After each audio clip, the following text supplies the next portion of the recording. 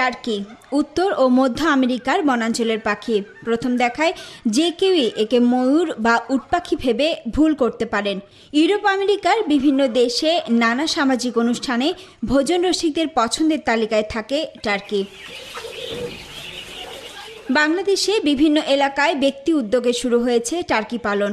তেমনি একজন টাঙ্গাইলের ঘাটাইল উপজেলার চরবকশিয়া গ্রামের নূরজাহান বেগম। 6-7 মাস বয়স থেকেই ডিম দেওয়া শুরু করে, আর দীর্ঘ 6-7 মাস একটানা ডিম দেয়। এটা 6 মাস পারলে এটার ওজন আসবে 6 থেকে 7 কেজি, যার প্রতিটার দাম হলো আপনার পার কেজি 600 টাকা।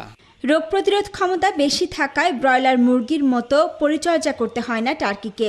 স্বল্প খাদ্যে দ্রুতই বেড়ে ওঠে এই পাখি, ফলে অল্প খরচে অধিক লাভ হয় এই পাখি থেকে। মুরগিটা অনেক সুন্দর, অনেক তাড়াতাড়ি বড় হয়। নূরজাহানের কাছে সিরিয়াল দিয়ে থুইছি, আমি পরে সিরিয়াল এই বাচ্চাগুলো নিয়ে পালবো।